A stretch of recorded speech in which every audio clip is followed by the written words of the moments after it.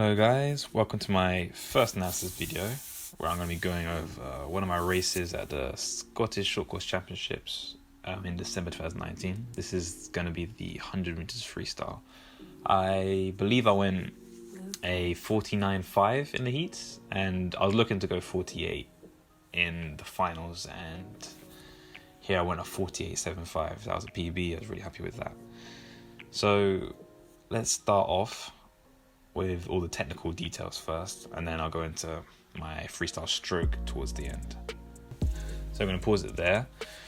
So first off, I want to look at my starting position on the blocks. I'm leaning really far back here, and if I'm being real, we want to be leaning a bit further forward, like I'm about to pounce like a tiger, rather than just leaning back a bit open. So ideally, the angle we're looking for is a 30 to 33 degree angle off the blocks. So really I want to be leaning a bit further forward, maybe have my head a bit further down. It's a bit high there. If I have my head further down, I can relax my neck. That will open up the muscles in my back, and that's just allowing me to use more power off the block if I'm doing that. If I've got it too high, then it's all a bit constricted. So yeah, we'll move on here. Alright, so the dive itself was pretty good in the end, just because my front leg got good purchase, and that saved me. So therefore the forces didn't go too far up, they went out, and I got my head tucked in, arms and back into a nice streamlined position, meaning I slipped into the water rather than just bludgeoning my way into it. So ideally we want to be leaning back on the block only a tiny bit, not too far, keeping the hips nice and high, just so that when you push off the blocks, you don't want your hips to be going up and down, because if you do that, you're wasting time. You're going up, and the forces which you could be using to go out are being used to go up, and then everyone else is just going straight out and into the water with a lot more speed. If you go straight up and then down, you've wasted time, and you'll probably hit the water with the same amount of speed as you would have if you just went out. So in this case, you want to keep your hips nice and high on the block. Just lean back a tiny bit to get a bit of purchase. That'll be it. Okay, I'm going to pause it there. Just going to put this in slow-mo. So look at my underwater. Honestly, it could do with being a tad more aggressive. I think that's something I just need to work on in training. Just making sure that the upper body is still, not moving your arms too much, because that's just going to cause friction in the water. Making sure you're using your lower body, including your back as well, but prioritizing that the power starts from the abs and flows down through your hips, through your knees, all the way to your feet, so it's a nice flick at the end. Okay, so on the breakout, I'm going to put this in slow motion. You can see that I'm doing a double kick rather than just a one kick into the breakout. So your traditional breakout would be one kick to separate the arms out of your strand position, and then you start kicking your legs in the freestyle motion into the stroke. However, I modeled it off of Caleb Dressel, and watching his starts, as those are the best in the world at the moment. You're looking at doing one fly kick to separate the arms, another fly kick on your initial arm pull to break out, and then switching from that fly kick into freestyle kick. So the first kick gets me onto the surface of the water. The second kick powers me on top of the water.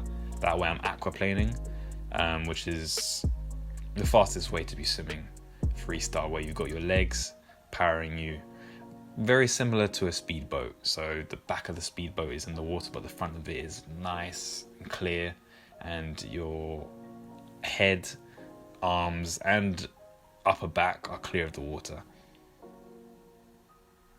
Okay, so coming into this first turn here, you see that I dip my head into the wall. Now that was because I was slightly too far away. Now ideally, I'd want to accelerate the last two strokes into the wall, as if I'm doing a max sprint, as if I'm doing a 50 stroke, 50 pace. You want to be dipping your head with that last stroke, then holding it in a fixed position as you catapult your lower body onto the wall, so that it's in a position to push off immediately at the correct angle. So here what I did was I dipped my head too early. It meant that there was a disconnect between my head or my upper body and my lower body coming over. You want it to be one fluid motion, maintaining all the speed you've got coming into the wall and then keeping it out of the wall. if you dip your head too early, or you lift your head and then dip your head, you do something which is throwing off the streamline position that you're in, then you're going to lose a lot of force. So you want to be maintaining that.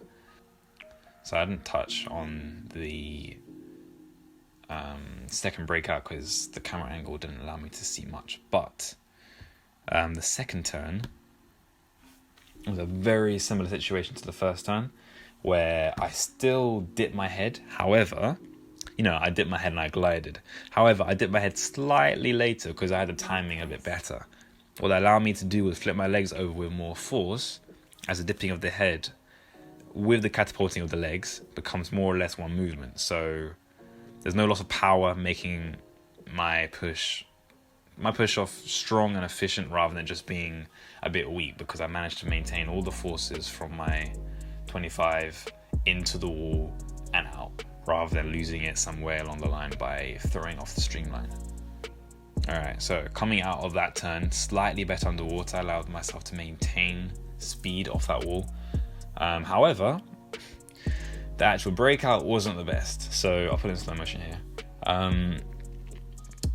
The first kick, as I was talking about with the dive, I'm trying to do that double fly kick breakout here. The first kick was fine, it got my body onto the surface. However, the second kick, I didn't engage my abs. Now what happened was, what it does is, you do that fly kick, it gets to your hips, the force, and then it doesn't go through your abs. Now ideally, if you have your abs nice and tight, it'll go straight through, up through to my head, and forward in a direction that I'm trying to go. Now, what that means is, seeing as I'm quite submerged because I didn't actually engage my abs, it means that I'm fighting with the water, I'm fighting with myself to get back on top of the water and start aquaplaning. I do that 4-5 strokes in, but by that point I've lost 0.2, 0.3, and ideally you don't want to be doing that. So the lesson here is, obviously, in training, make sure that no matter how tired you are engaging your abs on that breakout, because that's key. If you're on top of the water, you can maintain speed, it's going to be a lot faster. If not, you're just plowing through the water and you're having to fight with it, bludgeon, you know what I mean, rather than being smooth. Alright, so moving on to this last turn. Now, obviously, this is the second to last length coming in. I'm kind of tired by this point, a bit fatigued. So that explains a little bit what's happening here. So I lift my head coming into the wall, exactly what I was talking about earlier. I don't want to be doing that. If I lift my head, any forces that I had coming into the wall is just immediately lost because I'm using it on my head to throw it up rather than going forward into the wall. So number one rule when you're doing a freestyle turn, do not lift your head going into the wall. Keep it nice and straight, relaxed. As soon as you got that last arm pull coming in, follow it through with your head, tucking it in, and then using that force that I have going in to flip your legs over. Now, I still do that here. I still flip them over. That's because I've practiced it in training, making sure that no matter how tired I am or where I am on the wall or whatever, I'm flipping my legs over nice and fast. However, still not as fast as the previous two turns because I'm just a little bit fatigued. So obviously that will come with some fitness, but still not the best of turns, but not bad either. And here we are coming into the finish. Now, as you can see, or if you can't, then it's because of my stroke.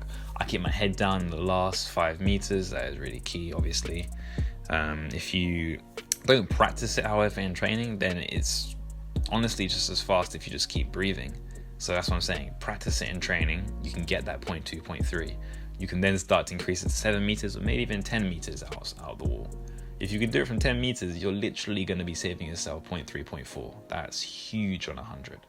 When that situation comes up, so the end of a set, last couple of reps, you got that last 25 and you have the option to hold your head down for the last 5 meters or not, you've got to take that opportunity. Moving on to the stroke. So my stroke, as you've probably seen in this video now, is quite lopey. It's a rolling stroke, so let's call it that. Now, that's not because I'm trying to roll, if I'm being honest. It's because of some of the imbalances in my body right now.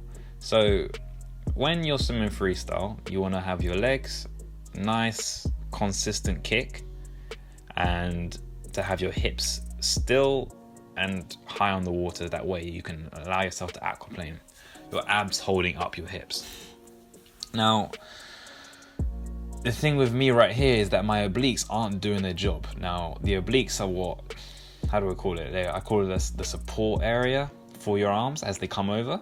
Now, if your obliques aren't working, then what happens is you overcommit with your hip, you overly rotate, and you start to lope and do like yo-yo up and down in the water like I'm doing here. So what you want to be doing, as I said, consistent kick, keeping the hips nice and still and only moving them to push your arms forward in the recovery and catch phase of the stroke. So as soon as you're coming over, you want to push your hip slightly down and forward. Now, that does not mean you literally throw your hip all the way down into the water. You still want to be on the surface, but keeping your obliques engaged will allow you to twist but not drop. So it's just a little rocking motion, but nowhere near as big as what's happening here. So if I can get my obliques to engage properly, that will allow me to aquaplane correctly, because here what's happening is I'm aquaplaning for a period, but because I'm rolling so much, I start to fade towards the end and I start to slow down.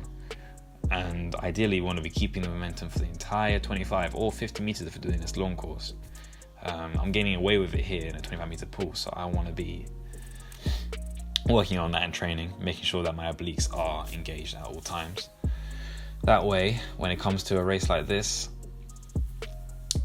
I'll be just fine.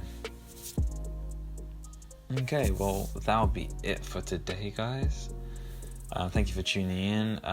Let me know if you want to see any other videos like this. Just leave a like, comment. Any feedback is much appreciated. Yeah, I think that'll be it. Thank you guys for watching. I'll see you guys in the next one. God bless.